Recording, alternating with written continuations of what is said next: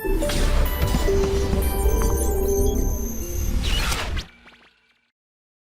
Morning प्यारे बच्चों, कैसे आप सब बढ़िया होंगे, मजे में होंगे, मस्ती चल रही होगी। मस्ती नहीं चलनी चाहिए, पढ़ाई चलनी चाहिए। जैसा कि आप लोगों को पता है, पिछले लेक्चर में मैंने आपको बताया था कि डेट्स आ चुकी हैं, तो आप उस हिसाब से पढ़ाई स्टार्ट करें।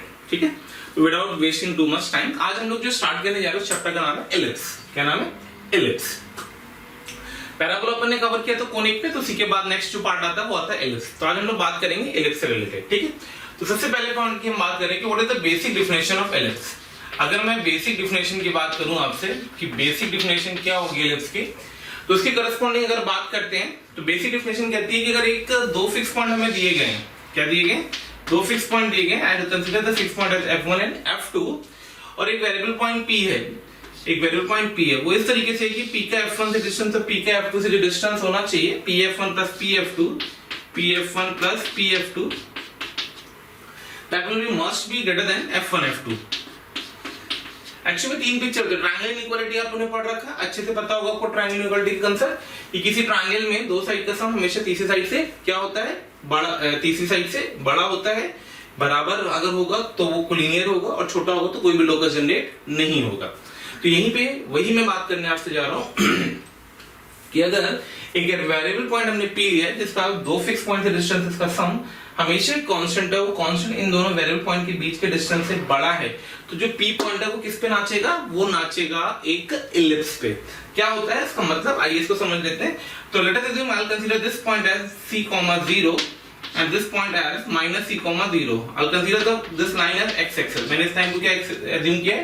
x axis assume किया है, और p पॉइंट को मैंने h, k ले लिया। ठीक है, और मैंने लिखा है कि pf1 plus pf2 is equals to 2a, where जो 2a होना चाहिए वो 2c से बड़ा होना चाहिए। तो ये अपने आप में एक रिलेशन होता है, क्या होता है, कैसे होता है, जो मैं इंटरप्रेट करूंगा, आप तो बस ये ध्यान रखना। तो this is the one of the basic condition for the ellipse also कि pf1 plus pf2 should be equals to 2a, या मैं बोलूं कांस्टेंट। तो जनरल क्वेश्चन जो आते हैं ना, जिसे हम लोग बात करते थे कि लोकस क्या आएगा, तो लोकस क्या आएगा उन पिक्चर की हम बात करते हैं बेटा। तो pf1 plus pf2 equals to 2a। तो ये अपने आप में एक कंडीशन है। जैसे पैराबोला की कंडीशन क्या थी कि फिक्स पॉइंट से डिस्टेंस और फिक्स लाइन से डिस्टेंस अगर बराबर है, फिक्स पॉइंट से डिस्टेंस और फिक्स लाइन से डिस्टेंस अगर बराबर है, तो वो वेरिएबल पॉइंट किस पे मूव करेगा? पैराबोला पे मूव करेगा। अरे मेरी बात समझ आ रही है कि नहीं आ रही है? ठीक है, अब जब मैं यहाँ पे बात कर रहा हूँ तो यही कंसेप्ट मैं यहाँ बता रहा हूँ कि अगर एक वेरिएबल पॉइंट है p जिसका दो फिक्स पॉइंट से डिस्टेंस है, अगर कांस्टेंट आ जाए, इस 2a को मैं कांस्टेंट भी बोल सकता हूँ, इस 2a को मैं कांस्टेंट भी बोल सकता हूँ। तो इन जनरल में अगर बात करूंगा तो मैं बोलूंगा pf1 plus pf2 should be equals to constant. तो अगर pf1 plus pf2 कांस्टेंट है तो शॉर्ट ये ध्यान रखना कि जो ये वेरिएबल पॉइंट है ये हमेशा क्या जनरेट करेगा? इलिप्स।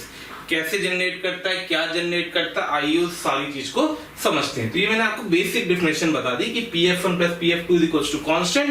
तो this implies locus of p than ellipse। This implies locus of p than ellipse। Locus of p is an ellipse। Is an ellipse। ठीक है, चलिए तो अब हम लोग बात कर रहे हैं इसके बाद पॉइंट नंबर 2 पे। तो जो हमारा पॉइंट नंबर 2 आता है वो आता है कि हम किस तरीके से स्टैंडर्ड इक्वेशन की, पॉइंट नंबर 2 में आता है कि हम किस तरीके से स्टैंडर्ड इक्वेशन ऑफ एलिप्स को डिराइव करते हैं। तो लेट अस मैं यहां लिख देता हूं point number 2, standard equation of ellipse. Standard equation of ellipse. तो अगर मुझे किसी एलिप्स की स्टैंडर्ड इक्वेशन डिराइव करनी है तो हम कैसे इंटरप्रेट करेंगे, क्या कैलकुलेट करेंगे, किस तरीके से करेंगे, आइए उसको समझते हैं। तो स्टैंडर्ड इक्वेशन ऑफ एलिप्स के हमने क्या किया, आपके सामने ले रखा था। तो मैंने ये pf1 लगा दिया, pf1 plus pf2 should be equals to 2a लिखा। pf1 का मतलब है कि मैं p का f1 से डिस्टेंस लिखूंगा, डिस्टेंस फॉर्मूला लगा करके, तो बन जाएगा h minus c का होल स्क्वायर प्लस का k स्क्वायर प्लस का under root of h minus c की जगह पे h plus c हो गया प्लस का k square equals to 2a। दोनों साइड के स्क्वायरिंग करेंगे, एक पर्टिकुलर रिजल्ट आएगा। सिंपलीफाई कर लीजिएगा, मैं स्क्वायरिंग वाला पार्ट छोड़ रहा हूँ। बनता है सॉल्व करके h square plus a square upon k square divided by a square minus c square equals to 1। अब मैंने क्या किया, a square minus c square को ये कहां से है समझ आ गया? डबल स्क्वायरिंग का कांसेप्ट होता है, कैलकुलेशन थोड़ी सी कर लीजिएगा, अगर आपका मूड करता है, नहीं करता कोई आपसे पूछने नहीं जा रहा डेरिवेशन कहां से है। ठीक है। तो इसको मैंने थोड़ा सा जनरलाइज कर दिया। तो यहाँ से हमने क्या किया, फिलिप्स की इक्वेशन को ऐसे इंटरप्रेट किया, जनरलाइज करके h को x से रिप्लेस किया और k को बेटा y से रिप्लेस किया और नीचे वाले पार्ट को b स्क्वायर लिख दिया। तो हमारी इक्वेशन आ गई x square upon a square plus y square upon b square is equal to 1 where there is the रिश्ता। क्या रिश्ता कि मैंने a square minus c square को क्या माना है, b स्क्वायर। तो c स्क्वायर किसके बराबर आएगा, a square minus b square के। तो इतना श्योर हो गया क्योंकि अगर हमने a को c से बड़ा ले रखा था तो यहाँ से a को c से बड़ा ले रखा है तो डेफिनेटली a b से बड़ा होगा। तो a must be greater than b and ये इस इक्वेशन के लिए a किससे बड़ा होगा, b से बड़ा होगा। ठीक है। अब अगर हमारे पास स्टैंडर्ड इक्वेशन ऑफ फिलिप्स हम ये बोलते हैं x square upon a square plus y square upon b square is equal to 1। एक हमारी जनरल इक्वेशन होती है x स्क्वायर प्लस b, मैंने कोनिक के टाइम पे लास्ट लेक्चर में आपको पैराबोला की स्टार्टिंग लेक्चर में आपको बताया था कि अगर हमारे पास सेकंड डिग्री कर्व है ax square plus 2hxy plus by square plus 2gx plus 2fy plus c equals to 0 will represent a ellipse. तो कंडीशन थी डेल्टा नॉन जीरो और h square should be less than ab। ठीक है। तो वो तो हमारी जनरल इक्वेशन आती है। ये हमारी स्टैंडर्ड इक्वेशन होती है कुछ फिक्स स्पेसिफिकेशन पे। फिक्स स्पेसिफिकेशन क्या है, जैसे मैं इसको ले रहा हूँ c,0, इसको ले रहा हूँ माइनस c,0 एंड करस्पॉन्डिंगली। तो भाई अब हमने एलिप्स की इक्वेशन तो डिफाइन कर दी, करेक्ट है, a और b में रिश्ता भी बता दिया गया। तो अब इन सारे रिश्ते का यूज करते हुए अगर हम एलिप्स की फोटो बना करके बहुत सारी चीजों को इंटरप्रेट करना चाहते हैं तो आइए सबसे पहले हम एलिप्स की जो एलिप्स बना है इसकी फोटो बनाते हैं। तो अगर मैं इस एलिप्स की फोटो बनाना चाहता हूं तो देखिए इस एलिप्स की फोटो कैसे बनती है। तो भाई अब हम शुरुआत करने जा रहे हैं फोटो की। तो आइए फोटो की बात करते हैं, जरा ध्यान से समझना। तो अगर मैं इसका फिगर बनाना चाहता हूं तो मैं इसको कैसे पढ़ रहा हूं वो देख लेना। तो y square equals to b square times of a square minus x square divided by a square. Check करना मैंने गलत ना लिखा हो, सही लिखा है। ठीक है। तो यहाँ से y इक्वल्स टू आ गया plus minus b by a under root of a square minus x square. अब अगर मैं इसका डोमेन आपसे पूछता तो इसकी डोमेन आएगी माइनस a से a। ठीक है। तो मैंने माइनस a से a को मार्क किया। थोड़ी सी बड़ी फोटो बना रहा हूँ जिससे कई चीजें होंगी वो कंफर्टेबल रहेंगे हमारे ड्रॉ करते वक्त। तो भाई अगर मैं एलिप्स के ये हमारी x एक्सिस है, ये हमारी y एक्सिस है। तो अकॉर्डिंग टू दिस फोटो इसकी डोमेन आएगी a,0 तक माइनस a,0 से लेकर के। ठीक है। अब जरा इस फोटो को देखो तो y is equal to b by a positive है, a माइनस एक्स स्क्वायर। तो x इज इक्वल टू 0 रखा अगर मैंने तो y की वैल्यू b आ गई क्योंकि b a से छोटा था तो ये बन गया 0, b और ये बन गया 0, माइनस b। ठीक है। इसको मैंने a1 लिख दिया, इसको मैंने a2 लिख दिया, इसको मैंने b1 लिख दिया और इसको मैंने b2 लिख दिया। अब जब मैं इंटरप्रेट करूंगा तो क्योंकि y स्क्वायर बैठा है, x स्क्वायर बैठा हुआ है तो सिर्फ फर्स्ट क्वाड्रेंट में आप ग्राफ बना दीजिए, उसके रिस्पेक्टिव चारों में आ जाएगा। तो फर्स्ट क्वाड्रेंट में जो ग्राफ बनेगा कुछ यूं बनेगा और चारों में नचा दीजिए। तो जैसा ग्राफ इधर तो वैसा ही ग्राफ इधर आ गया, वैसा ही ग्राफ इधर आ गया, वैसा ही ग्राफ इधर आ गया। तो ये हमारी एलिप्स की फोटो बन करके आ गई। ठीक है। अब जब एलिप्स की फोटो बन के आ गई तो बहुत सारी चीजों की हमें बात करनी पड़ेगी। क्या करना पड़ेगा, बहुत सारे पॉइंट्स पे हमें डिस्कशन करना पड़ेगा। तो आइए हम सारे पॉइंट्स को नोट करके समझते हैं। ठीक है, एक एक करके। फोटो समझ में आ गई कैसे बनाई। ठीक, कई सारे पॉइंट्स मैं लिखूंगा नहीं, सिर्फ बताता जाऊंगा। तो अगर मैं इसके अंदर नोट करके पॉइंट्स लिखना शुरू कर रहा हूं तो सबसे पहले हम बात करेंगे एसेंट्रिसिटी ऑफ एलिप्स की। इसकी बात करेंगे एसेंट्रिसिटी ऑफ एलिप्स की। एसेंट्रिसिटी ऑफ एलिप्स की शॉर्ट में हम लोग इसको ई से रिप्रेजेंट करते हैं। ठीक है। तो आप लोग को याद होगा ई क्या था, P F upon P S is equal to E times P M. तो P F upon P M is equal to E. उसके लिए हमें चाहिए क्या, पी एम। तो पी एम कहां से आता है वो समझे हम। तो मैं क्या कर रहा हूं इस एलिप्स के लिए दो डायरेक्ट्रिक्स डिफाइन कर रहा हूं। एक लाइन इधर ले रहा हूं और एक लाइन इधर ले रहा हूं। डायरेक्ट्रिक्स कैसे डिफाइंड होती है, the line perpendicular to the axis of symmetry, ठीक है, किस लिए डिफाइंड होती है उसकी करस्पॉन्डिंग। तो एक हमारा ये फोकस था F1, एक हमारा ये फोकस था F2। अभी इसके कोऑर्डिनेट क्या थे, c,0 और इसके -c,0, ठीक है। तो ये पॉइंट हमने P लिया, करेक्ट है। तो ये P_F1, ये P_M1, ऐसे ये P_F2, तो ये P_M2, ठीक है। स्ट्रेट लाइन है, लगेंगे, मान लेना सीधी लाइन नहीं आ रही है। तो एसेंट्रिसिटी डिफाइंड होती है E, इसको हम लोग बोलते हैं degree of flatness of the conic, degree of flatness of conic, flatness of conic. कौन सा कोनिक कितना फ्लैट होगा, कितना बढ़ेगा, कितना दबेगा, उन सारी पिक्चर की बात करती है डिग्री ऑफ फ्लैटनेस। कैसे करती है, तो हम लोग इसको E से डिफाइन करते हैं। E इक्वल्स टू क्या होता है, ये जो इलिप्स है इसका सेंटर ये O है और इसका वर्टेक्स ये है, तो E इक्वल्स टू होता है C/A। E इक्वल्स टू क्या होता है, C/A। C मतलब O से F1 का डिस्टेंस, तो डिस्टेंस ऑफ फोकस, इस फिक्स पॉइंट्स को हम लोग बोलते हैं फोकस। तो F1 F2 फोकस हो गए, ठीक है। जो भी c,0 -c,0 चल रहे हैं, तो distance of focus from centre divided by distance of vertex from centre. Vertex किसको बोलते हैं, A1 A2 को हम लोग वर्टेक्स बोलते हैं। A1 A2 क्या बोलते हैं, वर्टेक्स। F1 F2 को क्या बोलते हैं, फोकस। तो यहां से C इक्वल्स टू आता है AE, ठीक है। तो फोकस के कॉर्डिनेट हो जाते हैं AE, 0 एंड -AE, 0। जैसे ही फोकस आती है वैसे में डायरेक्ट इक्वेशन आती है x इक्वल्स टू A/E और x इक्वल्स टू माइनस का A/E, करेक्ट है। यहां से हम लोगों ने अभी स्क्वायरिंग कर दो इसको, तो c² इक्वल्स टू आ जाएगा A² E²। c² का फॉर्मूला लिखा था A² - B² equals to A² E²। यहां से E² इक्वल्स टू आ जाएगा 1 - B² A², ठीक है। क्योंकि एसेंट्रिसिटी की बात करें तो E लगा दो और रूट लगा दो, प्लस माइनस मतलब एसेंट्रिसिटी एक रेशियो होता है, कैसे आता है वो भी हम बात कर लेंगे अपन, ठीक है। E इक्वल्स टू FDP से। फिर ये जो A1 A2 होती है, A1 A2 जो है इसको हम लोग बोलते हैं length of major axis, major axis, ठीक है।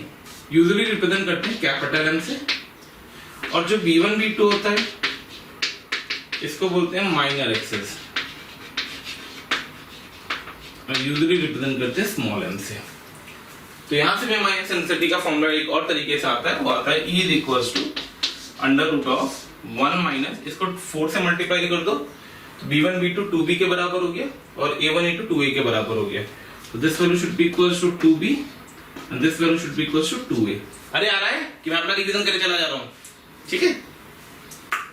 तो E इक्वल्स टू आ गया 1 - B² इसमें भी 4 से मल्टीप्लाई किया, इसमें भी 4 से मल्टीप्लाई किया, तो अल्टीमेटली बन जाता है स्मॉल m का स्क्वायर अपॉन कैपिटल M का स्क्वायर। तो कभी कभी ऐसा होता है कि मैं E और B नहीं दिया होता तो हम मेजर एक्सिस माइनर एक्सिस सीधे कैलकुलेट कर लेते। तो ये हमने एसेंट्रिसिटी के बारे में आपसे बात कर ली। एसेंट्रिसिटी क्या होता है, डिग्री ऑफ फ्लैटनेस बोलते हैं, कैसे रिप्रेजेंट किया जाता है, फॉर्मूला कहां से आता है। तो एक ये पर्टिकुलर फॉर्मूला जो दिमाग में होना चाहिए, एक ये पर्टिकुलर फॉर्मूला जो दिमाग में होना चाहिए, एक ये पर्टिकुलर फॉर्मूला जो दिमाग में होना चाहिए। दूसरा, यहां से मैं एक कमेंट और कर सकते हैं, E कुछ भी हो जाएगा 1 से छोटा होगा, और E क्योंकि एक रेशियो है तो हमेशा पॉजिटिव होगा, करेक्ट है, नेगेटिव रेशियो की बात नहीं करते। तो यहां से हमने ये भी बात कर ली कि जो इलिप्स है उसकी एसेंट्रिसिटी हमेशा किसके बीच में बैठेगी, 0 से 1 के बीच में बैठेगी। कंफर्टेबल। चलिए next point, eccentricity of the ellipse की बात करने के बाद हम लोग क्या डिस्कस करेंगे। तो एसेंट्रिसिटी ऑफ इलिप्स की बात करने के बाद हम लोग डिस्कस करने जा रहे हैं कुछ पॉइंट्स की। किस पॉइंट्स की बात कर रहे हैं वो भी देख लेते हैं। हाँ, तो इसके अंदर एक स्टार करके पॉइंट और लिख लेना।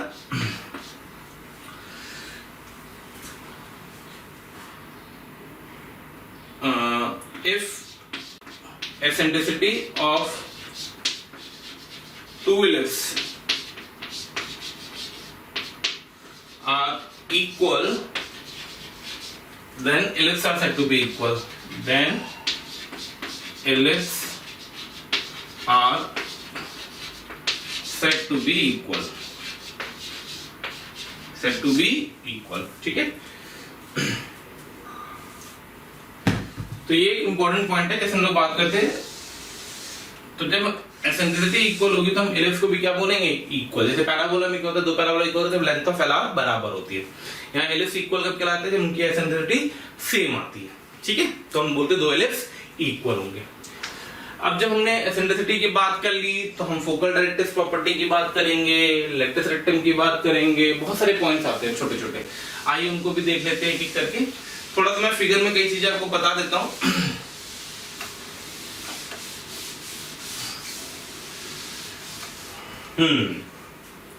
तो भाई कल जब हमने पैराबोला पढ़ा था तो पैराबोला में कुछ पॉइंट बताया था, उसी पे बात कर लेते दोबारा। तो एक तो होती है एलिप्स में double ordinate, any line which is perpendicular to the axis, ये है इसकी मेजर एक्सिस, बात कर ली। ये है इसकी माइनर एक्सिस। तो ये जो D1 D2 है इसको हम लोग बोलते हैं डबल ऑर्डिनेट। क्या बोलते हैं, डबल ऑर्डिनेट। इसी तरीके से फोकस से पास करने वाली कोई भी कॉर्ड, फोकस से पास करने वाली कोई भी कॉर्ड, मान ले मैं इसको AB लिख देता हूं, तो ये क्या कहलाती है, हमारी फोकल कॉर्ड। फिर अगर कोई लाइन ऐसी डबल ऑर्डिनेट जो फोकस से पास करे, ऐसी डबल ऑर्डिनेट जो फोकस से पास करे, वो क्या कहलाती है, हमारी लेटस रेक्टम। तो उसके करस्पॉन्डिंग एक L1 आएगा और एक L2 आएगा। L1 L2 के कोऑर्डिनेट क्या होंगे वो सब भी बात कर लेते हैं। अभी फोकस के कोऑर्डिनेट आ ही चुके हैं हमारे पास, A, 0 पुट कर देंगे तो लेटस रेक्टम के एंड पॉइंट आ जाएंगे। तो लेटस रेक्टम के एंड पॉइंट क्या आएंगे, तो ये आएगा A, 0, ये क्या आएगा AE, B²/A, ये क्या आएगा -AE, B²/A, sorry AE, -B²/A। तो ये AE, -B²/A, AE, B²/A, तो लेटस रेक्टम की लेंथ कितनी आएगी, 2B²/A²। तो सेकंड पॉइंट हमारा आ गया length of LR। Length of LR should be equals to 2B²/A, ठीक है। 2 से मल्टीप्लाई कर दो, 4/A आ गया, यानी स्मॉल m²/M, ठीक है।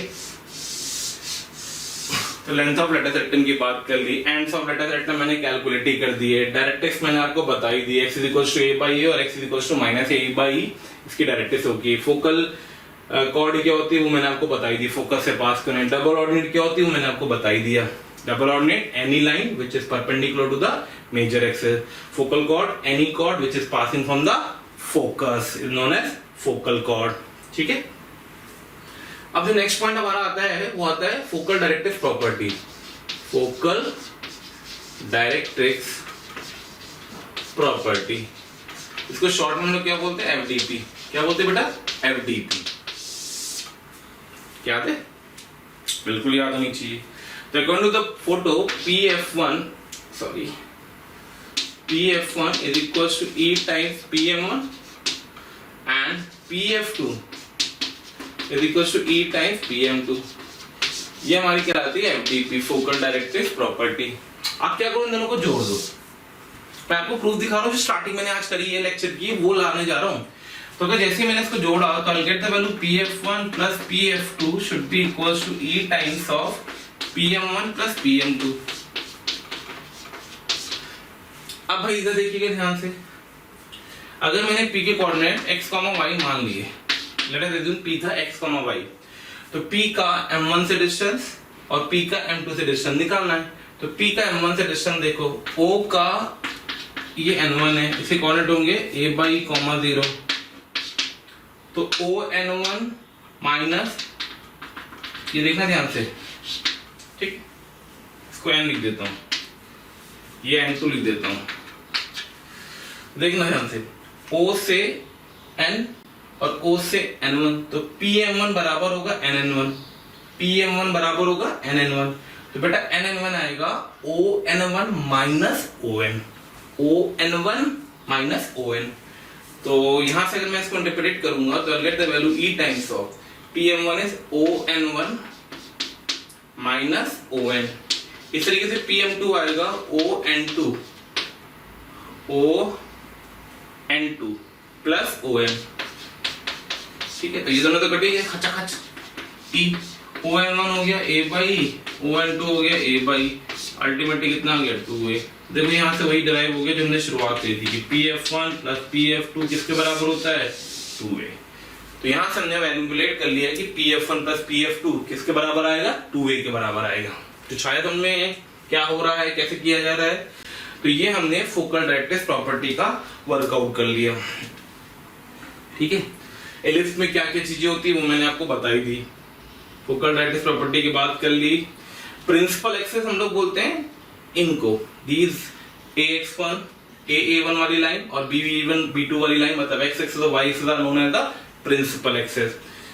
फोकल लेंथ क्या होती है, दोनों फोकस के बीच के डिस्टेंस फोकल लेंथ कहलाता है। F1 F2 का जो डिस्टेंस होता है वो फोकल लेंथ कहलाता है। किसी पॉइंट का फोकस से डिस्टेंस फोकल डिस्टेंस कहलाता है। फोकल लेंथ और फोकल डिस्टेंस दो अलग अलग टर्म होते हैं, ठीक है ना। तो मैं यहाँ पे थोड़ा सा शॉर्ट में बता भी देता हूँ, पॉइंट्स लिख देता हूँ, इनफेक्ट आप समझ लेना। यहां लिख देता हूं, छोटे छोटे पॉइंट्स हैं। तो एक पॉइंट आता है जिसको हम लोग बोलते हैं फोकल लेंथ, और एक पॉइंट आता है जिसको हम लोग बोलते हैं फोकल डिस्टेंस। फोकल डिस्टेंस या इसी को कुछ और भी बोलते हैं फोकल रेडियाई, फोकल डिस्टेंस या इसी को हम लोग बोलते हैं फोकल रेडियाई। तो जो फोकल लेंथ होती है वो होती है F1 F2, जो कि बेसिकली होता है 2a, यहां से यहां तक का डिस्टेंस। और जो फोकल रेडियाई होता है वो बेसिकली होता है PF1। क्या होता है, PF1, जिसको हम लोग बोलते हैं PF1 = E times PM2। Latest return की बात मैंने आपसे करी ली, इक्वेशन ऑफ LR की जरूरत नहीं पड़ेगी, X = A/E, एंड पॉइंट मैंने LR के निकाल दिया, लेंथ निकाल दिया, ठीक है। तो ये मैंने बात कर ली किसकी, एलिप्स एट अ ग्लांस की, ठीक है। अब हम लोग बात करने जा रहे हैं नेक्स्ट पॉइंट की। कोई कंफ्यूजन तो नहीं हो रहा है, किसी तरीके कोई दिक्कत, एक बार अच्छे से समझ लीजिएगा। मैं शॉर्ट में फिर से रिवाइज कर देता हूँ। एलिप्स की photo A1 A2 are at the major end पे, जो मेजर एक्सिस के जो एंड पॉइंट्स हैं, माइनर एक्सिस के एंड पॉइंट, मेजर एक्सिस की length A1 A2, minor axis की length B1 B2, F1 F2, focal length, focus के coordinate A,0 -A,0, eccentricity के बारे में बात कर ली, फोकल डायरेक्ट्रिक्स प्रॉपर्टी के बारे में बात कर ली, directrix equation X = A/E, X = -A/E। आप सोचोगे सर ये बाहर क्यों है, अरे बेटा E की वैल्यू 1 से छोटी है। अगर E की वैल्यू 1 से छोटी है तो अगर ये पॉइंट A था तो डेफिनेटली A से तो बड़ा ही होगा ये भाई, इसलिए लाइन यहाँ से पास करती है। तो ये हमारी डायरेक्ट्रिक्स होती है। तो एक डायरेक्ट्रिक्स 1 लिख दो इसको और एक डायरेक्ट्रिक्स 2 लिख दो इसको, ठीक है। डबल ऑर्डिनेट की बात कर ली, रेडियस की बात कर ली, फोकस से पास करने वाली कॉर्ड, फोकल कॉर्ड की बात कर ली, मेजर एक्सिस माइनर एक्सिस की बात कर ली, प्रिंसिपल एक्सिस इन्हीं को बोलते हैं जो वर्कआउट होता है। इसको हम लोग बोलते हैं यूजुअली हॉरिजॉन्टल एलिप्स। क्या बोलते हैं, हॉरिजॉन्टल एलिप्स, ठीक। तो नेक्स्ट हम लोग जो बात करने जा रहे हैं अगला article, that article what we are covering today is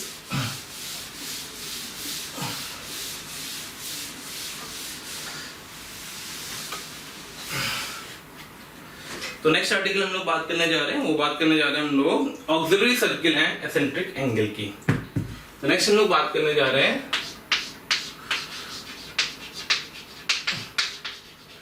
auxiliary circle and eccentric angle.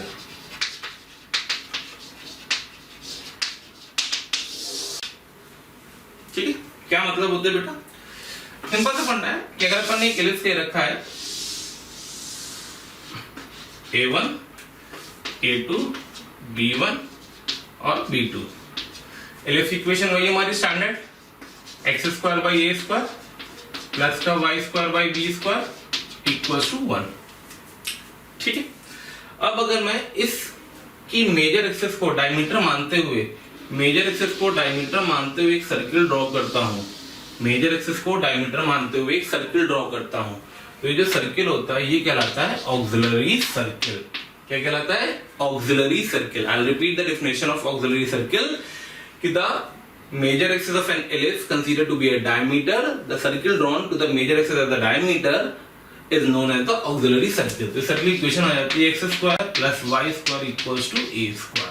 तो अगर एलिप्स हमें पता है तो हमें इमीडिएटली उसका AC पता होगा। अगर हमें एलिप्स पता है तो उसका इमीडिएटली हमें AC पता होगा, ठीक है। अब बात आ रही what is the meaning of eccentric angle की। तो आइए क्या करने जा रहे हैं वो देखिएगा। अच्छा एक पॉइंट P ले लिया यहाँ पे एलिप्स पे, और एक पॉइंट ले लिया लेट अस यहाँ पे R, ठीक है। तो इस एंगल को मैंने बोला थीटा, कितना बोला थीटा, तो वो R की कोऑर्डिनेट आ जाएंगे, रेडियस तो पता ही है, तो R की कोऑर्डिनेट आ जाएंगे a cos theta comma a sin theta.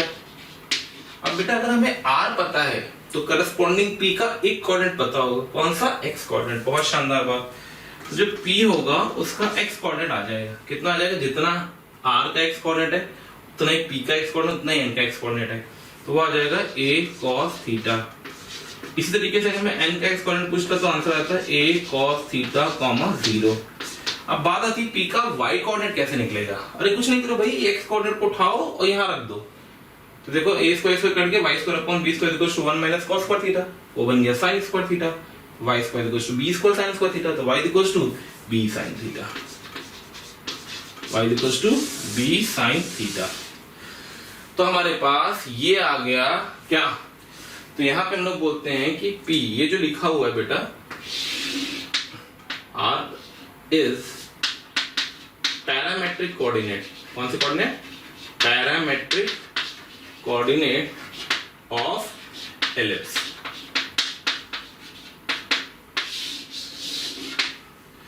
You should have to know where theta is known as the eccentric angle. Eccentric angle, ठीक है। थीटा कहां से कहां तक होगा, 0 से थीटा कहां से कहां तक होगा, 0 से 2 पाई, थीटा कहां से कहां तक होगा, 0 से 2 पाई। इक्वालिटी वाली बात आती है, आप चाहे तो 0 पे लगा लो, चाहे तो 2 पाई पे लगा दो, कोई फर्क नहीं पड़ेगा, थीटा जैसे जैसे नाचेगा वैसे वैसे ये इंटरप्रेट करता रहेगा। तो ये हमारे आ गया ऑक्सिलरी सर्किल क्या होता है वो मैंने आपको बता दिया, एसेंट्रिक एंगल क्या होता है वो मैंने आपको बता दिया, ठीक है।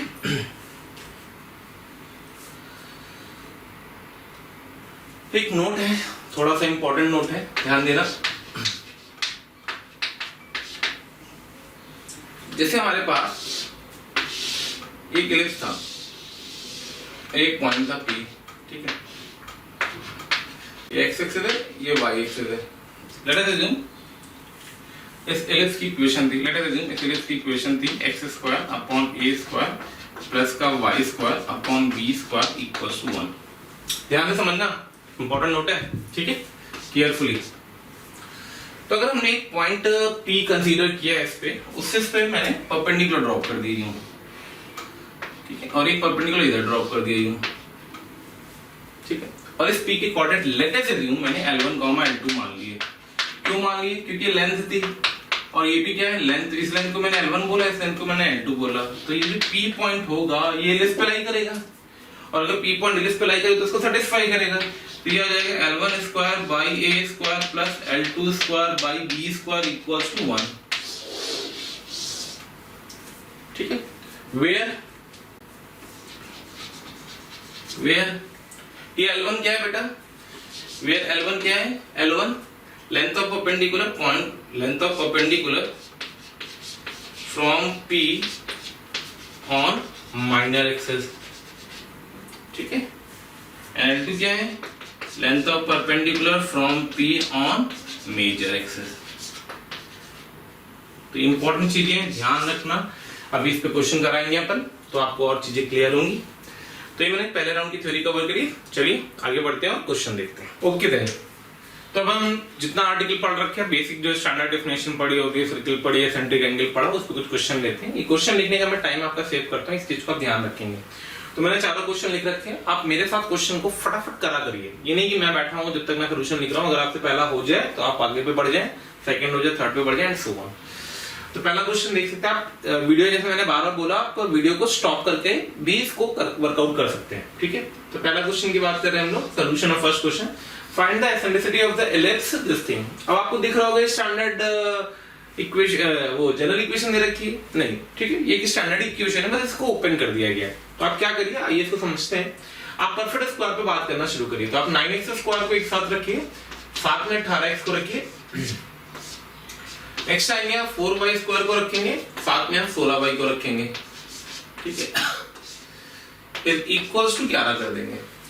अब 9x स्क्वायर माइनस 18x को कंप्लीट करने के 9 बाहर निकालेंगे तो +1 जोड़ेंगे, यानी कि अपन इसको इस तरीके से लिख देंगे, 9 times of x square minus 2x, तो बेसिकली +1 कर दो परफेक्ट स्क्वायर बनाने के लिए, और प्लस का 4 बाहर निकाल दो, तो y स्क्वायर माइनस का 4y, तो प्लस का 4 कर दो, ठीक है, इज इक्वल्स टू 11 प्लस का, यहां से आएगा 9 और यहां से आएगा 16, 16 9 25 हो जाएगी, तो 25 बेसिकली ऐड किया दोनों साइड में, ठीक है। इसको कंप्लीट कर दो, you get the 9 times of x minus 1 का होल स्क्वायर प्लस का 4 टाइम्स ऑफ y माइनस 2 का whole square is equals to 36, 36 से डिवाइड कर दो, x माइनस 1 का होल स्क्वायर बाई 4 प्लस का y माइनस 2 का whole square by 9 should be equals to 1। तो अगर मैं इस एलिप्स का आपको बात करता तो ये एलिप्स बताइए पहले हॉरिजॉन्टल है कि वर्टिकल है, 4 और 9 करेक्ट है, तो ये वर्टिकल एलिप्स है, a की वैल्यू 2 आएगी एंड b की वैल्यू 3 आएगी, तो ये कैसा एलिप्स होगा, ये एक वर्टिकल एलिप्स होगा, ये एक वर्टिकल एलिप्स होगा, ठीक है। फोकस फोकस सब निकाल सकते हैं, लेकिन उससे सिर्फ हमसे पूछा था एसेंट्रिसिटी, आप चाहे तो सिर्फ इसके बारे में सारी कैलकुलेशन कर सकते हैं जो जो आपको निकालना हो, इसकी डायरेक्ट्रिक्स निकालनी है तो यहाँ डायरेक्ट्रिक्स होगी, यहाँ डायरेक्ट्रिक्स होगी, इसके फोकस निकालने होंगे, ये दोनों फोकस होंगे, इसकी लेटस रेक्टम निकालनी होगी, लेटस रेक्टम होगी, ये लेटस रेक्टम के एंड पॉइंट हो गया L1 L2, ये हो गया F1, ये हो गया F2, ये हो गया इसका मेजर एक्सिस, ये हो गई इसकी माइनर एक्सिस, सब कुछ हम कैलकुलेट कर सकते हैं इस एलिप्स के अंदर।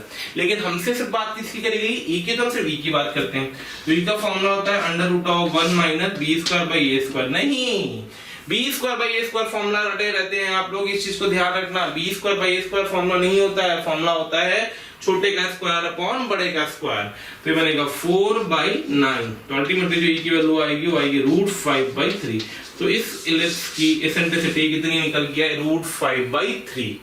डन, सही होगा कई लोगों का, इनका सही होगा, रिपीट फटाफट सब दबाएं, चलिए आगे बढ़ते हैं।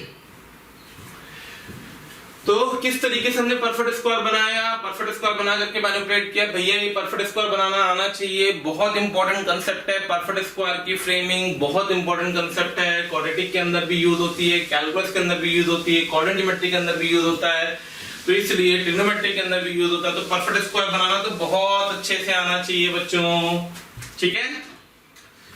चलो तो आगे बढ़ते हैं, come to the question number 2, उससे क्या बोला है, he said if the distance of a point P on the ellipse distinct from its center is 2, find the eccentric angle। तो हमसे eccentric angle पूछा गया है और एक एलिप्स दे रखा है, एलिप्स वर्टिकल है, हॉरिजॉन्टल है, हॉरिजॉन्टल एलिप्स है, ठीक है, तो हमने हॉरिजॉन्टल एलिप्स ड्रॉ कर दिया, तो उसने बोला है हॉरिजॉन्टल एलिप्स पे एक पॉइंट P था, एक पॉइंट P था जिसका सेंटर से डिस्टेंस 2 है, तो ये कितना एंगल बनाएगा, एसेंट्रिक एंगल ना, सॉरी एसेंट्रिक एंगल कुछ और होता है पता है ना, इसके करस्पॉन्डिंग ऑक्सिलरी सर्किल पे बनने वाला एंगल, करस्पॉन्डिंग जो पॉइंट आता है इसके करस्पॉन्डिंग पॉइंट्स, ठीक है।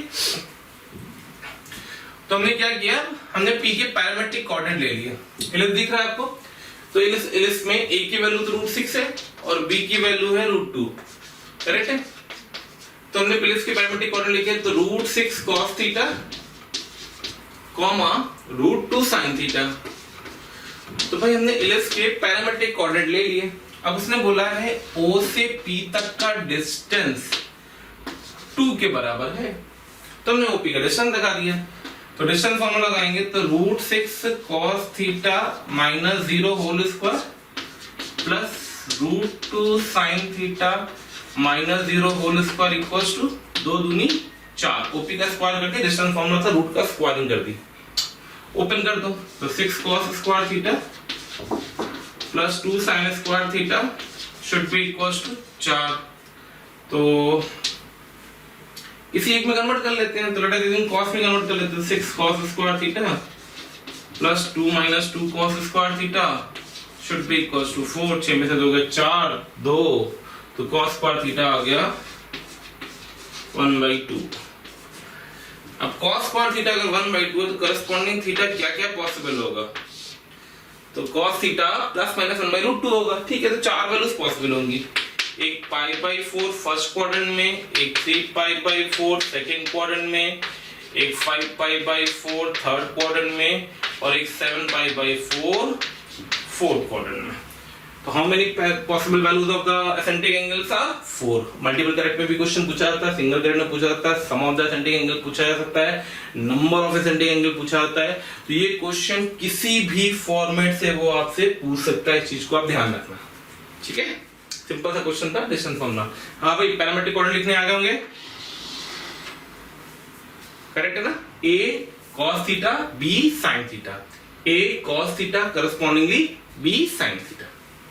चलिए आगे बढ़ते हैं। Come to the next question भाई। नेक्स्ट क्वेश्चन क्या कह रहा है, तो find the area of the figure formed by the joining foci of E1 E2। दो इलिप्स दे रखे हैं, कॉमन सेंस कह रहा है कि पक्का ये एक हॉरिजॉन्टल और एक वर्टिकल होगा। चेक कर लेते हैं। ये 25 16 हॉरिजॉन्टल, 24 49 वर्टिकल। बहुत शानदार बात। तो दो इलिप्स दे रखे हैं अपने को, एक हॉरिजॉन्टल इलिप्स दिया गया है और एक वर्टिकल इलिप्स दिया गया है, और उसने बोला इनके फोकाई। तो मान लो ये फोकाई थे और ये फोकाई थे, इनसे बनने वाला फिगर ये हो गया। I'll consider this as F1, this as F2, this as F1 dash और this as F2 dash। तो इस फिगर का एरिया निकालना, सिमेट्री मेंटेन होगी और F1 और F1 डैश का निकाल दो तो इस ट्रायंगल का एरिया निकाल दो, उसका 4 गुना कर दो तो एरिया आ जाएगा। यानी पूरी पिक्चर डिपेंड कर रही है F1 पे और F1 डैश पे। तो आइए, अगर मैं E1 के करस्पॉन्डिंग बात करूं तो A1 5 दिया है, B1 4 दिया है, तो करस्पॉन्डिंग E1 निकल आएगा हमारा। ऐसे अगर मैं E2 के करस्पॉन्डिंग बात करता तो A2 हमारा √24 दिया है, B2 हमारा 7 दिया है, तो E2 निकल आएगा हमारा। कितना आएगा ये कैलकुलेट कर देते हैं यहाँ पे। तो E1 आ जाएगा आपके पास √1 माइनस 16/25, तो अल्टीमेटली हो गया ये 3/5। ऐसे E2 कैलकुलेट कर देते हैं तो E2 आ जाएगा √1 माइनस 24/49, तो ये आ जाएगा 5/7।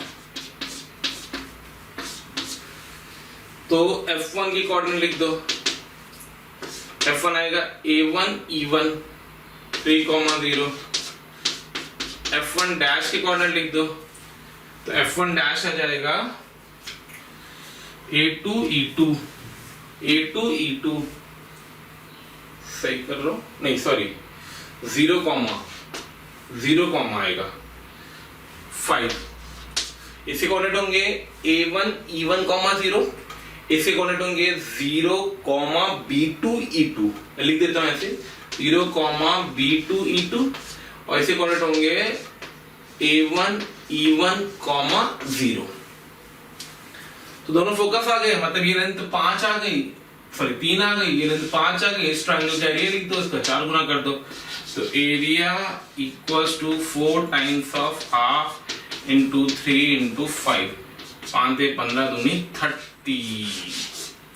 तो एरिया कितना निकल गया 30। तो एक और सुंदर अच्छा क्वेश्चन सजा हुआ, मतलब मैं बोलूं तो कोऑर्डिनेट ज्योमेट्री का क्वेश्चन है एलिप्स में, बट ये मैं एरिया के अंदर भी डाल सकता हूं। याद रखना, एरिया जो कैलकुलस का आपका चैप्टर है, अभी आपने पढ़ा होगा, उस चैप्टर के अंदर आपको एरिया के जो क्वेश्चंस होते हैं it is not always dependent on integration. कई लोगों के दिमाग में होता है एरिया मतलब इंटीग्रेट करना है, नथिंग, हमेशा ऐसा नहीं होता है। कई बार हमें फिगर से भी काम चल जाता है, ठीक है। तो नेक्स्ट क्वेश्चन लेते हैं, question number 4। A good question, अच्छा क्वेश्चन है, इंपॉर्टेंट प्रॉब्लम डाल दिया आप इसके ऊपर, ठीक है। प्यारा क्वेश्चन है, बहुत ही सुंदर क्वेश्चन है, आपको शायद अच्छा लगेगा जब आप इसको करेंगे। अच्छा, थर्ड क्वेश्चन का आंसर जिसका भी 30 आया अपनी पीठ थपथपा ले, घर पे चिल्लाए कस के मेरा सही है। घर वालों को भी लगेगा अरे वाह मेरा बेटा पढ़ रहा है। घर वाले भी सोचते होंगे ना कि भाई चिंटू, कोई तो होगा जिसका घर का नाम चिंटू होगा, तो घर वाले सोचते हैं चिंटू बेटा पढ़ाई कर रहे हो, पीछे से आवाज आती है yes mamma I am studying. तो चलिए भाई चिंटू, क्वेश्चन नंबर 4 देखते हैं। Find the ellipse equation, okay, having one of its foci 3 4 centre 2 3 and एसेसिटी 1/2। अच्छा ओके, तो भैया ये स्टैंडर्ड नहीं है, क्यों नहीं है? देखो 3,4 एंड 2,3 एक्स एक्सेस पे नहीं बैठेगा, यानी कि कुछ ऐसी फोटो है, आइए समझें। 3,4 एंड 2,3, तो 2,3 एंड 3,4, तो ये कुछ लाइन होगी ऐसे, ये हमारा सेंटर होगा, ये हमारा फोकस होगा, F1 मान लेते हैं वन ऑफ द फोकस। तो सेंटर और फोकस को ज्वाइन करने वाली जो लाइन होगी ये हमारी मेजर एक्सेस होगी, मेजर एक्सेस होगी। क्या होगी अभी निकाल लेंगे इसको। और जो लाइन यहां से पास करेगी perpendicular to this major axes, ये हमारी माइनर एक्सेस होगी, माइनर एक्सेस होगी। तो जो करस्पॉन्डिंग एलिप्स आ रहा होगा उसकी फोटो कुछ ऐसी आ रही होगी। तो हमें अब की बार टेढ़े एलिप्स की इक्वेशन निकालनी है। किसकी निकालनी है? टेढ़े एलिप्स की। वैसे तो ये हमारे सिलेबस पे नहीं है, खैर बात बहुत टफ चीज नहीं। मैंने लास्ट पॉइंट जो थ्योरी का बताया था, एक नोट लिखवाया था, उसी नोट पे ये बेस्ड है। फंडा समझ लेते हैं। यहाँ पे मैं एक पी पॉइंट ले लूंगा, पी से मैं इससे परपेंडिकुलर ड्रॉप करूंगा, पी से मैं इससे परपेंडिकुलर ड्रॉप करूंगा, इस परपेंडिकुलर को मैं L2 लिखूंगा, इस परपेंडिकुलर में L1 लिखूंगा और करस्पॉन्डिंग में एलिप्स की इक्वेशन लिख दूंगा। क्या लिख दूंगा? तो हमारी एलिप्स की इक्वेशन आ जाएगी E = L1 square upon A square plus का L2 square upon B square equals to 1। यानी हमें क्या क्या निकालना है? हमें L1 निकालना है, हमें L2 निकालना है, हमें A निकालना है, हमें B निकालना है। तो सबसे पहले हमने मेजर एक्सिस की इक्वेशन निकाली। तो मेजर एक्सिस की इक्वेशन, तो मेजर एक्सिस की इक्वेशन आएगी, कहां से आएगी? इन दोनों पॉइंट को ज्वाइन करने वाली लाइन की इक्वेशन। तो वो बन जाएगी, सिंप्लीफाई कर लेते हैं छोटा सा, ज्यादा कैलकुलेशन नहीं कर रहे। तो y माइनस का 4 is equal to 3 - 4 upon 2 - 3 into x - 3। भैया आप भी, मैं भी वही कैलकुलेशन करते जो आप करते। अच्छा x - 3 कुछ। तो मेजर एक्सिस की इक्वेशन आ गई y is -x - 1 equals to 0। तो माइनर एक्सिस की इक्वेशन आ जाएगी, माइनर एक्सिस की इक्वेशन आ जाएगी इसके परपेंडिकुलर, तो y + x equals to lambda passing from the centre, centre मतलब 2 3 5, तो इक्वल्स टू 5 मतलब -5 इक्वल्स टू 0। तो मेजर एक्सिस आ गई, माइनर एक्सिस आ गई, ठीक है। अब मैंने C से F1 के बीच का डिस्टेंस निकाला, CF1 वो होता है हमेशा AE के बराबर। तो CF1 आ जाएगा √ C से F1 के बीच का डिस्टेंस 3 - 2 1 + 1 √2, E कितना 1/2, तो A = आ गया 2 √2, ठीक है। अब B निकालना था हमें, तो B स्क्वायर, तो B स्क्वायर = हो जाएगा कितना? तो एसएनडी का फिर से फॉर्मूला लगा दो, तो मैं यहाँ कैलकुलेशन कर देता हूँ। तो E square = 1 - B square A square, ठीक है। तो B की वैल्यू जो आएगी मैं यहाँ लिख दूंगा, कितनी आएगी कैलकुलेट कर लेते हैं। E 1/4 है, तो ये 1/4 हो गया is equals to 1 minus B square by 8 हो गया। तो B square is equals to 3/4, 3 B square by 8 is equal to 3/4, 4 3 3 6, तो B इज इक्वल्स टू √6 आ गया। तो भाई A आ गया, B आ गया, मेजर एक्सिस आ गई, माइनर एक्सिस आ गई। P के कोऑर्डिनेट मान ले x, y थे, P के कोऑर्डिनेट मान ले x, y, तो x, y से स्पेस पे लेंथ परपेंडिकुलर, तो L1 चाहिए हमें और L2 चाहिए हमें। L1 क्या है बेटा? Length of perpendicular from the point P on the minor axis. Minor axis की इक्वेशन ये है y + x - 5, परपेंडिकुलर ड्रॉप करोगे तो लेंथ ऑफ परपेंडिकुलर आ जाएगा y + x - 5 upon √2। Similarly, L2 length of perpendicular drawn from point P on the major axis. Major axis है y - x - 1, बन जाएगा y - x - 1 by √2। ठीक है, ये मैं हटा दे रहा हूँ, कैलकुलेशन वाला पार्ट था, सिंपल सा कर लिया होगा। तो अब हमने क्या किया, हमें A पता है, हमें B पता है, हमें L1 पता है, हमें L2 पता है। एलिप्स की इक्वेशन में चुपचाप रखते जाओ।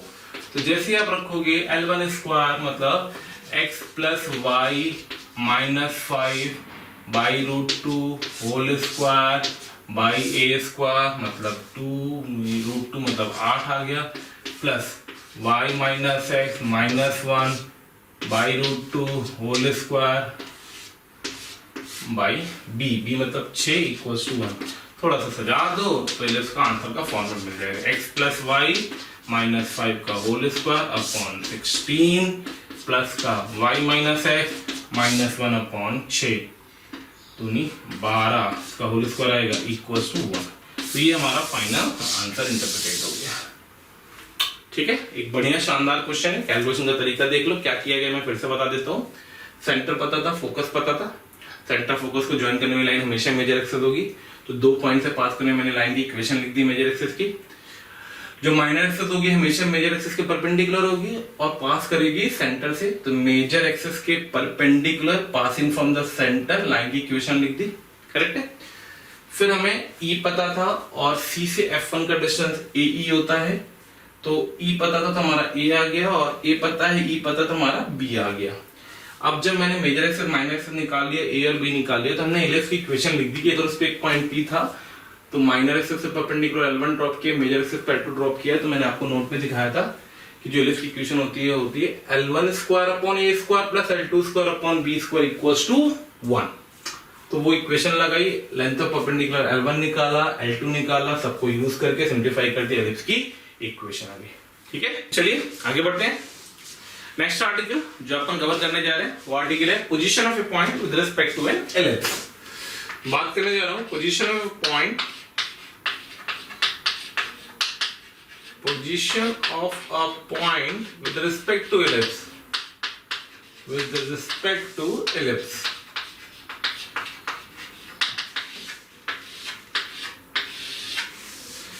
तो किसी पॉइंट की पोजीशन एलिप्स के रिस्पेक्ट में क्या होती है उसके बारे में बात करनी है। तो ठीक है, याद होगा हमने पैराबोला में वर्कआउट किया था कि अपने पास अगर एक पैराबोला दे रखा है उसने, ठीक है, तो उस पे एक पॉइंट की पोजीशन 3 तरीके से हो सकती है। पॉइंट आउटसाइड हो, पॉइंट एलिप्स पे हो, पॉइंट एलिप्स के अंदर हो।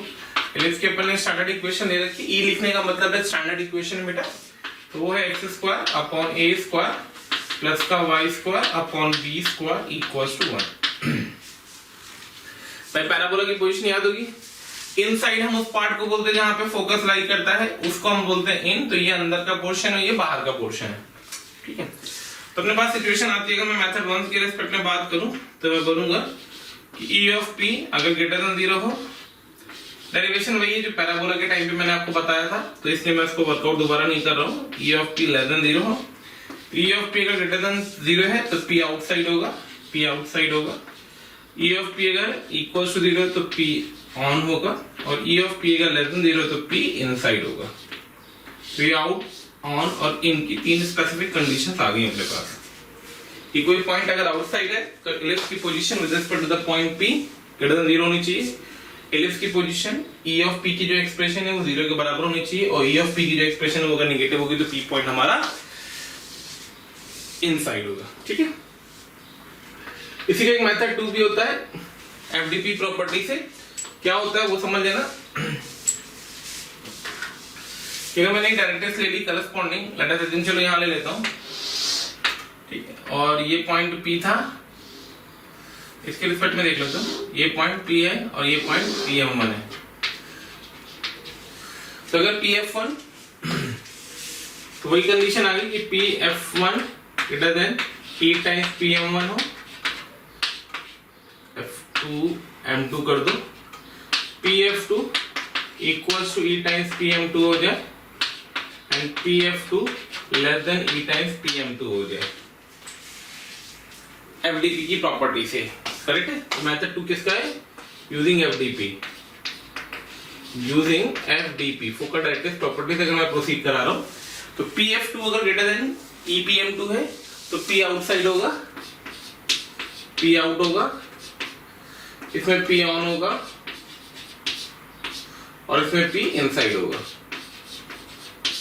तो P आउटसाइड आएगा, P ऑन आएगा या P इनसाइड आएगा अगर PF2 इस तरीके से देख सकते हो, ये वैल्यू क्योंकि ये दोनों तो बराबर ही हो गया। तो अब PF1 और PF2 में PF2 अगर ज्यादा हो गया PF2 से, इस वाले PF2 की वैल्यू से ज्यादा होगी तो P पॉइंट आउटसाइड चला गया। देखा आपको फोटो से समझ में आ रहा होगा, सिंपल से कंसेप्ट है ये। ठीक है, तो ये हमने बात कर ली position of point with respect to an ellipse की। नेक्स्ट एक छोटा सा आर्टिकल है, लाइन एंड एलिप्स के बारे में बात करनी है अपने को, तो आइए उसके बारे में बात कर लेते हैं। जैसे मैंने लाइन एंड सर्किल पढ़ा था, लाइन एंड पैराबोला पढ़ा था, वैसे मैं बात करने जा रहा हूँ लाइन एंड एलिप्स की। क्वेश्चन अभी देखते हैं, ठीक, क्वेश्चन के लिए परेशान ना हो। I take the examples. हाँ भाई, तो हमने बात करी अब लाइन एंड एलिप्स की, तो नेक्स्ट आर्टिकल हमारा है लाइन एंड एलिप्स। जैसे लाइन एंड सर्किल आया था, लाइन एंड पैराबोला आया था, वैसे ही लाइन एंड एलिप्स आ रहा है। सिंपल सा फंडा है, रिवाइज करा होगा आपने अगर सर्किल को और पैराबोला को बहुत अच्छे से, तो ये चीजें बहुत स्मूथली मूव करेंगी। तो लाइन एंड एलिप्स की बात करनी, तो मैंने एक एलिप्स ले रखा है और करस्पॉन्डिंग एक लाइन ले रखी है। तीन सिचुएशन है लाइन की, पहली, दूसरी, तीसरी। जैसे कि आप लोगों को पता है लाइन हमेशा हम क्या कंसीडर करते हैं, y equals to mx plus c। और करस्पॉन्डिंग अगर मैं बात करूं एलिप्स की इक्वेशन क्या लेते हैं, तो हम लोग एलिप्स की इक्वेशन स्टैंडर्ड लेंगे, तो that will be come out to be according to the fourth to x square upon a square plus का y square upon b square equals to 1। I've taken this equation as 1 and this equation as 2, 1 and solve 1 and 2, solve 1 and 2। एक और दो को बेटा हमने solve किए, तो जब एक और दो को हम सॉल्व करें तो क्या पिक्चर आ रही, उठा करके देख लें आप।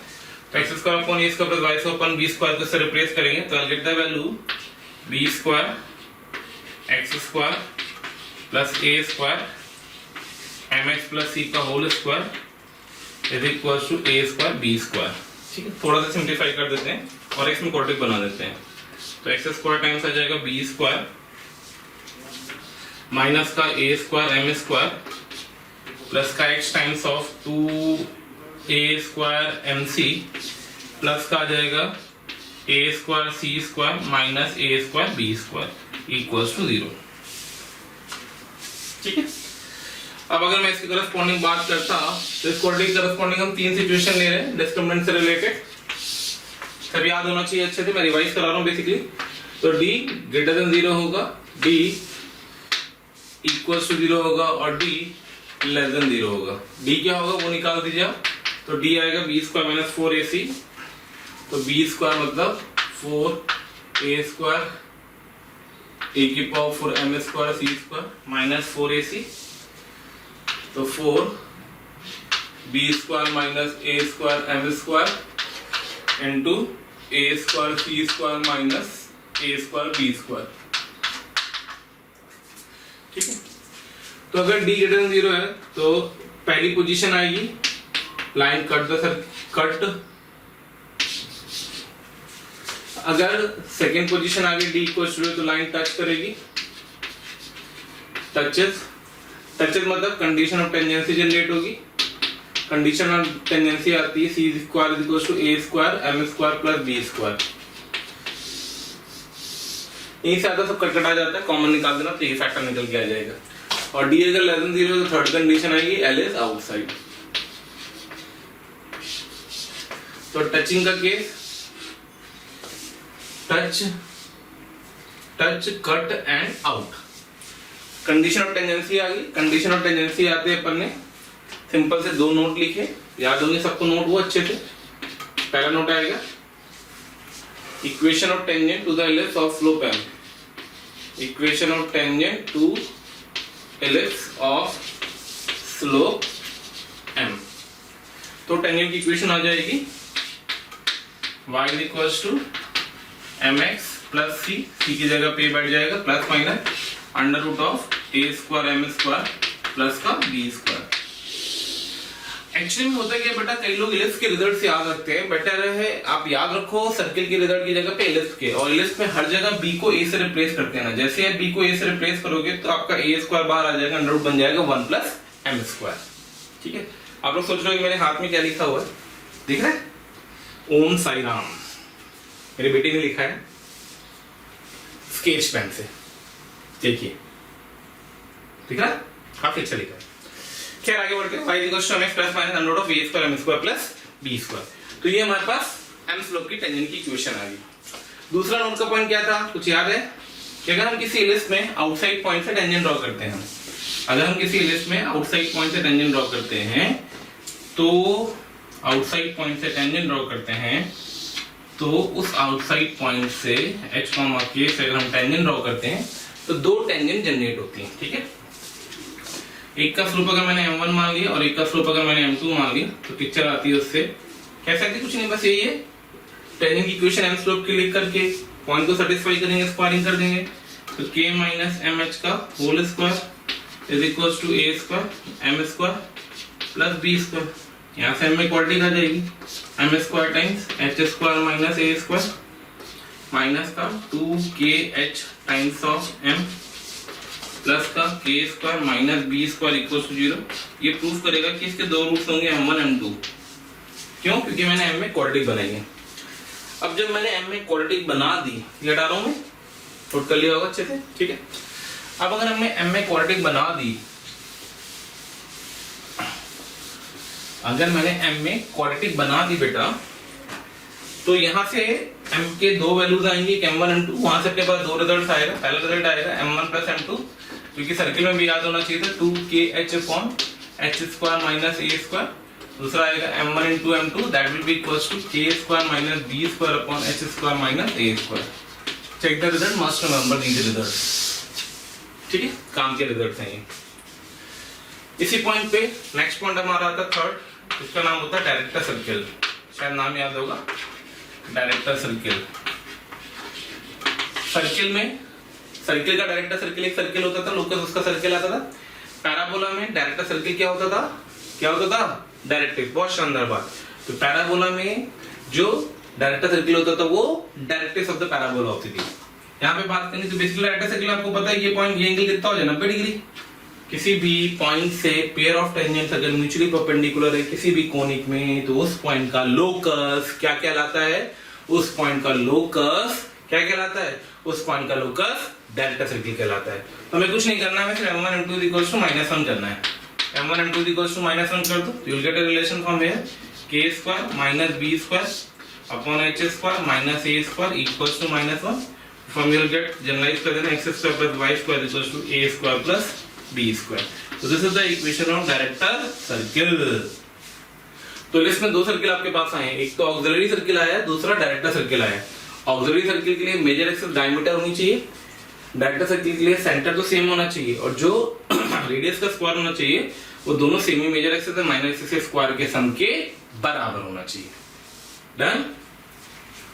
तो ये मैंने आपको सेकेंड राउंड में थ्योरी का कवर किया, जिसमें मैंने आपको क्या क्या बता दिया, position of a point with respect to a line बता दिया, मैंने आपको line and circle, line and legs के बारे में बात कर ली, टच करने की कंडीशन निकाल दी, स्लोप टेंजेंट, स्लोप m की टेंजेंट की इक्वेशन लिख दी, दो आउटसाइड पॉइंट से टेंजेंट ड्रॉ करी जा सकती है, वो प्रूफ कराया, फिर sum of slopes, product of slopes के बारे में बात कर ली, फिर डायरेक्टर सर्किल की इक्वेशन डिफाइन करा दी।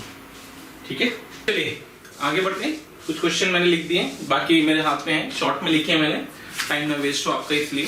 ठीक है, आप अटेंड करते रहे मेरे साथ साथ, एक ही क्वेश्चन करके अपन देखते रहेंगे। ठीक है, तो start with the fifth question. चार क्वेश्चन अपन कर चुके हैं, इसके मैंने नंबरिंग वहीं से कंटिन्यू की बेटा, 5 6 7 8 9 10 फॉरवर्ड। तो पांचवा क्वेश्चन देखते हैं फटाफट, क्या कह रहा है पांचवा क्वेश्चन में आपसे। तो पांचवा क्वेश्चन में वो आपसे कह रहा है,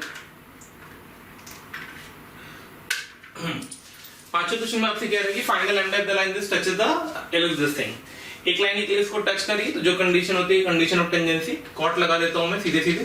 पांचवे क्वेश्चन में कॉट का फार्मूला होता है c square equals to a square m square plus का b स्क्वायर।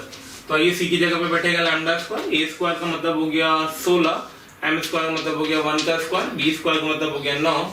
तो यहां से आगे 16 9 25, लैम्डा इक्वल्स टू आ गया प्लस माइनस 5।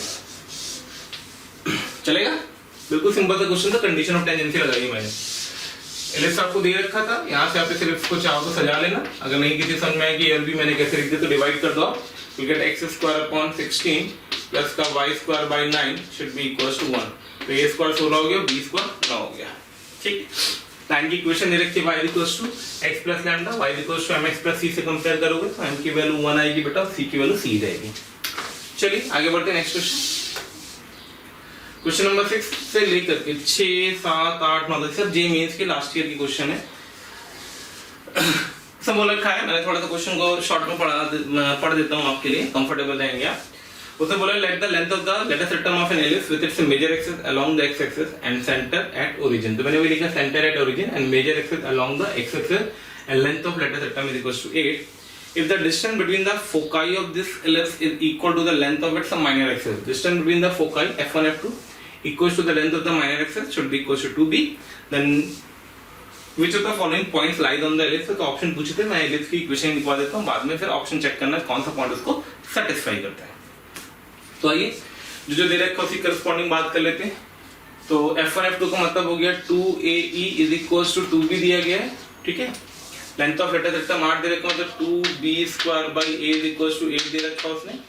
बाकी सेंटर 0 0 है, तो मुझे a और b मिल जाएगा, तो मैं एलिप्स की इक्वेशन लिख दूंगा सिंपल से। तो बस इन्हीं दोनों इक्वेशन का हमें यूज करना है। तो 2 से 2 तो चला ही गया, तो a square e square is equal to b square आ गया, और यहाँ से मेरे पास आ गया b square equal to 4a, ठीक है। एक इक्वेशन ये आ गई मेरे पास, एक इक्वेशन ये आ गई मेरे पास, और एक इक्वेशन में और पता होती है कि b square equal to a square minus a square e square, ठीक है। सबको यूज कर लो। तो b स्क्वायर की जगह 4a आ गया, 4a square equal to a square minus a square में तो b स्क्वायर आ गया, b स्क्वायर में 4a आ गया, तो 8a आ गया, मतलब a इक्वल टू 8 हो गया। अब अगर a 8 है तो b स्क्वायर इक्वल टू आ जाएगा 32। तो लो भाई इसकी इक्वेशन आ गई सिंपल सा। x स्क्वायर सेंटर 0 0 दे रखा है, सेंटर 0 0 दे रखा है, तो x स्क्वायर अपॉन a इसका मतलब 64 plus y square upon b square मतलब 32 should be equal to 1। The answer should be equal to x square by 64 plus y square by 32 is equal to 1. A very simple, very direct question. आप speed देखिए coordinate geometry के question में मैं बार-बार आप लोगों से बोल रहा हूं focus on the speed part. जितनी जरूरत है सिर्फ उतनी कैलकुलेशन करें, फालतू का कुछ भी ना करें। मैं चेक आंसर चेक कर रहा हूं, x square by 64 plus y square by 32 is equal to 1 correct answer है। डन, ओके आगे बढ़ते हैं नेक्स्ट क्वेश्चन। कई लोगों का सही होगा, जिनका सही उत्तर है फटाफट रिपीट सब दबाते रहें।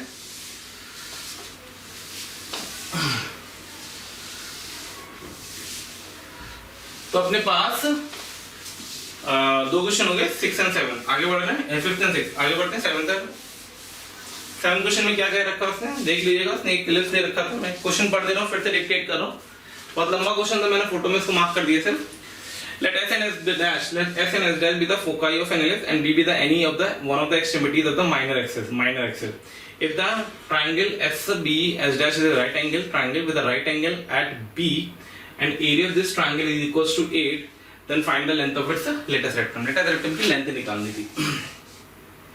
तो आपको दिख रहा है ये राइट एंगल ट्राइंगल है, ये लेंथ बराबर होगी, करेक्ट है। ये लेंथ भी बराबर होगी, तो ये राइट एंगल आइसोलेस ट्राइंगल होगा। और अगर ये राइट एंगल आइसोलेस ट्राइंगल होगा तो जितनी लेंथ इसकी होगी उतनी लेंथ इसकी होगी, उतनी लेंथ इसकी होगी। तो बेसिकली O से B सेम है O से S। क्वेश्चन नंबर 7 की बात कर रहे हैं हम लोग।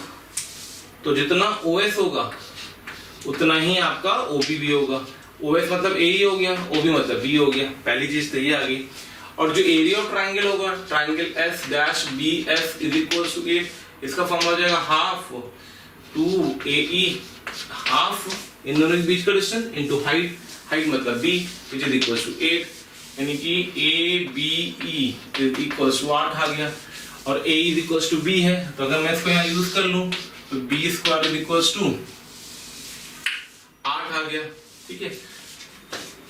और B square is equal to होता है A square minus A square E square, फिर से यूज कर दो तो 2B square is equal to A square आ गया, तो A4 आ गया, तो A4 आ गया, B स्क्वायर 8 आ गया, और लेंथ ऑफ एलआर का फॉर्मूला लगा दो। तो लेंथ ऑफ एलआर का फॉर्मूला क्या होता है, लेंथ ऑफ एलआर का फॉर्मूला होता है 2B स्क्वायर बाई A, तो 2B स्क्वायर बाई मतलब 2 into 8 बाई A, तो 8 into 16 में तो 4 गए 4, तो लेंथ ऑफ लेटेस्ट रेक्टम कितना आया 4। एक बहुत ही सिंपल सा अगेन डायरेक्ट क्वेश्चन, ठीक है, आसान था, दिख गया होगा।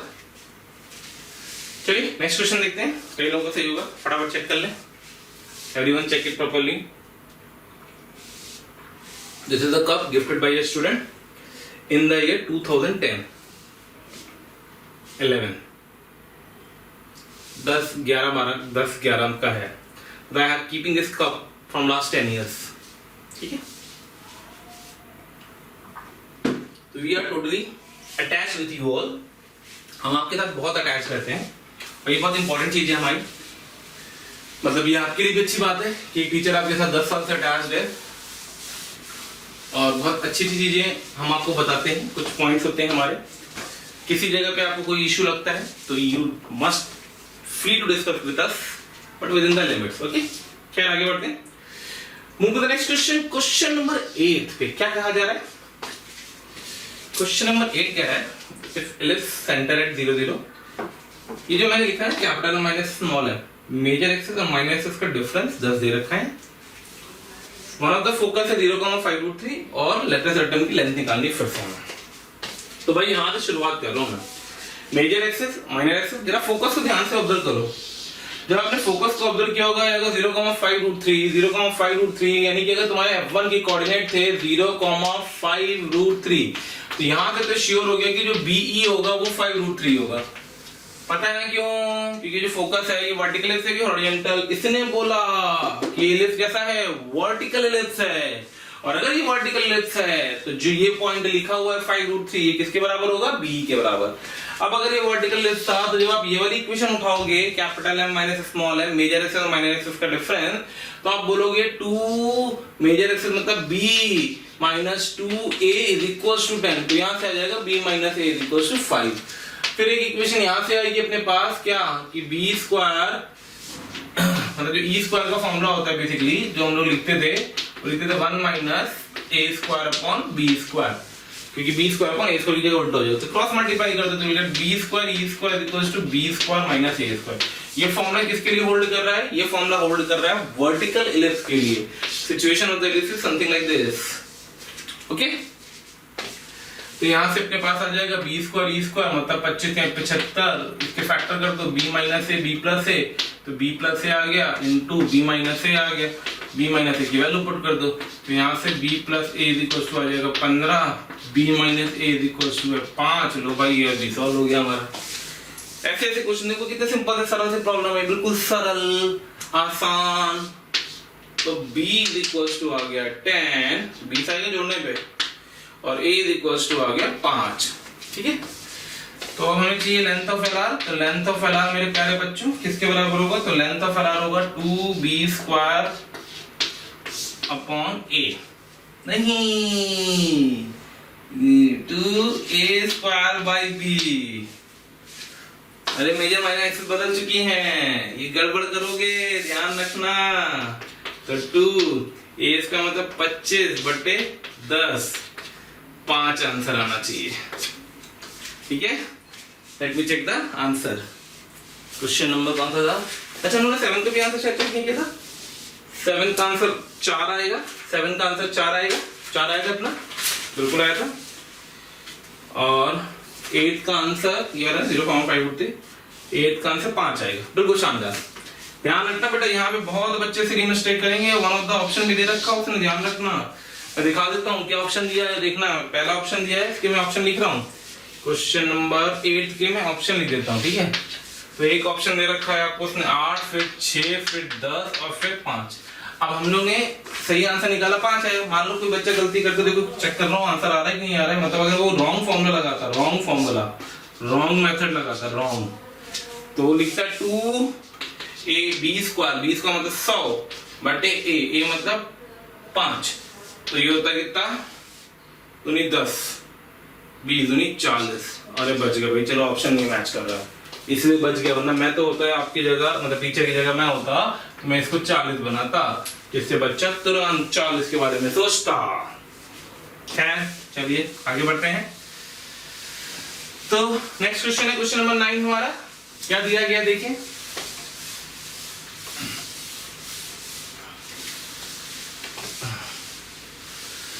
नाइन क्वेश्चन भी जेईई मेंस का एक साधारण सिंपल सा प्रॉब्लम। क्या कह रहा है पढ़ते हैं। An ellipse with the foci 0, 2 and 0, -2 again vertical ellipse। Question number 9 ध्यान दें, अगेन वर्टिकल ellipse है बेटा, ठीक है। 0, 2 and 0, -2 and small m मतलब माइनर एक्सिस की लेंथ की 4 के बराबर। Find the ellipse। मैं पढ़ लेता हूँ क्वेश्चन, कहीं ऐसा ना मैंने कुछ गड़बड़ लिख दिया हो। Question number 9 taken. An ellipse with the foci 0, 2 and 0, -2 and minor axis of length 4 passes through the point। फिर अगेन उसने पॉइंट पूछा, मतलब आपको ellipse की इक्वेशन निकालनी है। तो देखो, तो 2BE ये दे रखा है हमें 4 के बराबर, यहां से यहां तक का डिस्टेंस, माइनस मतलब है कि A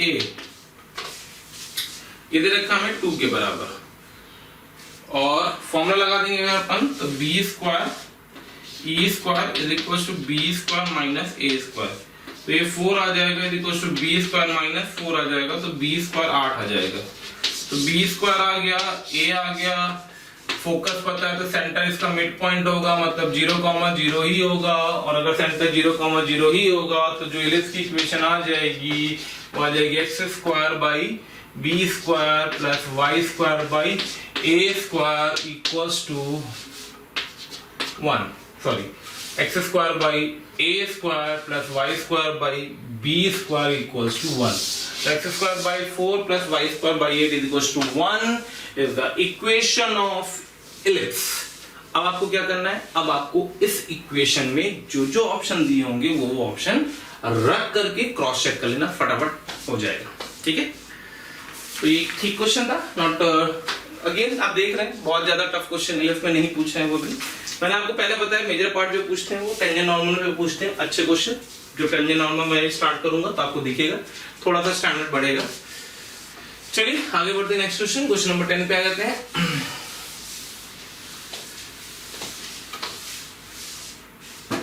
क्वेश्चन नंबर 10 क्या कह रहा है, क्वेश्चन नंबर 10 कह रहा है if E1 and E2 are the eccentricity of E1, small E1 small E2 दे रखा है, E1 and E2 are eccentricities of E1 ellipse and hyperbola, find K if E1 E2 point lies on this ellipse। ठीक है, मतलब दोनों ellipse और hyperbola की eccentricity निकालनी है।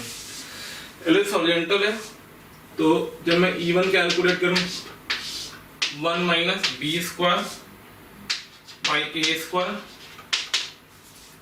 तो E1 आ गया 14/18, तो √7/3, ठीक है। ऐसे जब मैं E2 निकालने जाऊंगा बेटा, E2 हाइपरबोला है, हाइपरबोला का याद होगा फॉर्मूला, नहीं याद है तो कोई बात नहीं, 1 plus b square by a square होता है, ठीक, तो बन जाएगा 1 प्लस 20 का मतलब 4/9 13 आ जाएगा, तो √13/3 आ जाएगा। अब इस पॉइंट को इस पे सेटिस्फाई कराना है, E1 E2 हमने निकाल दिया, तो पुट इन E2, जब मैं E2 में पुट करूंगा तो what will get over this 15 times of x square मतलब 7/3, सॉरी 9 प्लस का 3 टाइम्स ऑफ E2 स्क्वायर मतलब 13/9 should be equals to K, so K should be equals to 15 7 105 39/9, so K is equals to 9/14 3 और 1 4 4, तो K is equals to 16 आ गया। check the answer, K is equals to 16 आ गया, correct है। 14 17 15 16 option दे रखे तो answer 16 आएगा, done. तो ये मैंने बेसिक क्वेश्चन कुछ लिए, चलिए अब आगे बढ़ते हैं, नेक्स्ट आर्टिकल की तरफ मूव करते हैं। मेरे प्यारे बच्चों, तो आज हम लोग फर्स्ट लेक्चर को जितना भी मैंने कवर कराया था वो इसको घर पे जाके अच्छे से रिवाइज करिएगा, बहुत अच्छे से पढ़िएगा। अभी आप कुछ भी इलिप्स पे काम मत करें, पैराबोला का होमवर्क आपके पास होगा उसको आप वर्कआउट करें, या शीट बुक जो भी आपके पास मटेरियल पड़ा होगा उससे आप पैराबोला को वर्कआउट करें। आज जितना भी मैंने आपको इलिप्स में करवाया है उसको सिर्फ घर पे आप रिवाइज कर लीजिएगा, कल का जब लेक्चर हमारा हो जाएगा तब मैं इलिप्स पूरा खत्म कर लूंगा, उसके बाद आप इलिप्स के क्वेश्चंस को वर्कआउट करिएगा। तब तक के लिए शुक्रिया, थैंक यू, धन्यवाद, कल फिर मिलते हैं।